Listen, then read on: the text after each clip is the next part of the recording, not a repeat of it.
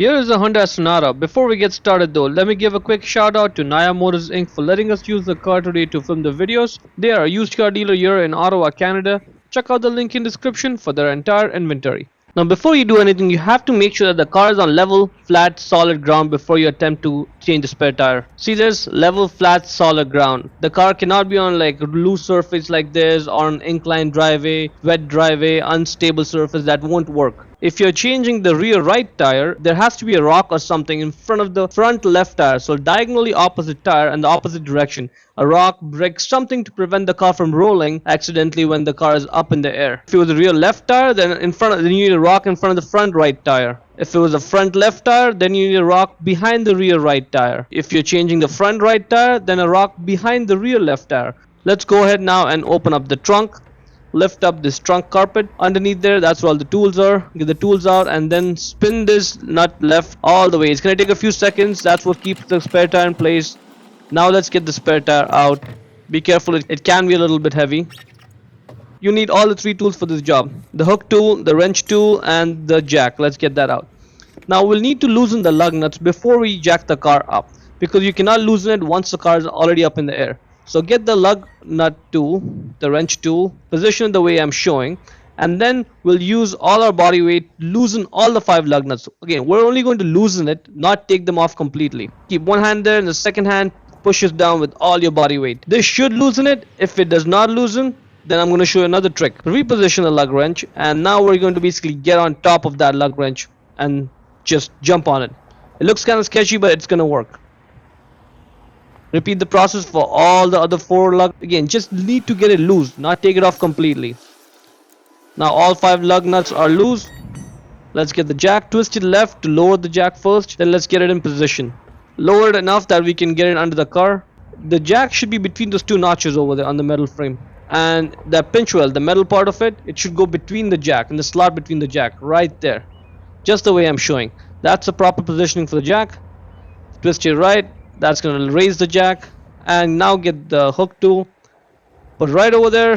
Get the lug wrench tool, that big pipe tool that we used, get that in position this way, and now use that to start twisting it right to raise the jack. When you're doing this, keep an eye out on the jack. You want to make sure that it's not accidentally getting moved or getting bent or anything like that. You have to make sure it's stable as the car goes up in the air. Now just use the lug wrench tool to get all the 5 lug nuts out. One thing you got to make sure that when the car is up in the air like this, do not get any body parts underneath the car. Safety first. Do not get any body parts underneath the car, even accidentally. You don't want to get hurt. Get the wheel off now. If the wheel is stuck on there and just doesn't come off, just get one of the lug nuts, put it in a couple threads, and now what we'll do is we'll kick on the rubber part. Just kick on the tire, not the wheel, the tire. Just give it one kick. If it doesn't come off, try it a couple more times and it's gonna come right out. Now let's just get that lug nut out, and then let's get this flat tire, or supposedly flat tire, out. Replace it with the spare tire. Before you do that though, just rotate this brake disc so one of the studs, the lug studs, is pointing up. So that just helps you position the spare tire on easily. Yeah, it's on. Get the lug nut and hand tighten this all the way down as much as you can. It's important that you hand tighten this first. I'm going to show you why. Because as you tighten this, it's going to self-center the wheel. So just put all the 5 lug nuts on, hand tighten as much as you can. You see the beveled edge on the lug nut? It sort of self-centers it. As it goes in, it self-centers. Now let's tighten it with the tool. So tighten the first one and then skip the next one, adjacent one, and the one after that. Skip the adjacent one and the one after that. So that way you're basically doing like a star pattern. Let's get the car off the jack. Lower the jack, get it out, and now we'll do the final tightening. Again, star pattern. Tighten this as much as you can with your body weight. Then skip the adjacent one and do the next one after that.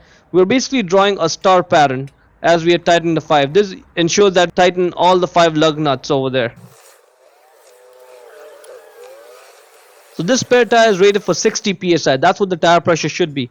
If very likely the car tire does not have 60 psi because the tire has been sitting in there for years before you ever ended up using it. So it even says it right there on it, inflate to 60 psi. So if you happen to have one of these tire pressure gauges, that's great. So use that to check the tire pressure. If you don't have it, you can just drive slowly to your local gas station or a service center that's around the corner, and they usually tend to have an air compressor over there to fill up the air. See, this one only has 20 psi. One other tool that you might have is a portable air compressor. This is a really handy tool. It works off of the 12-volt outlet in your car. One end of it goes on the tire, the second end of it goes in the car right there. Plug it in and get the key in an accessory, not on, just accessory. And let's just turn this on. It's going to take a few minutes to fill up the air all the way up to 60 psi. If you don't have the air compressor, that's okay. Just drive slowly to your local gas station and fill it up over there. And only after that, drive to your local repair shop and get the tire actually fixed. Once you're done, just put the flat tire and all the tools back in the trunk, and that is pretty much it. Hope you found the video useful.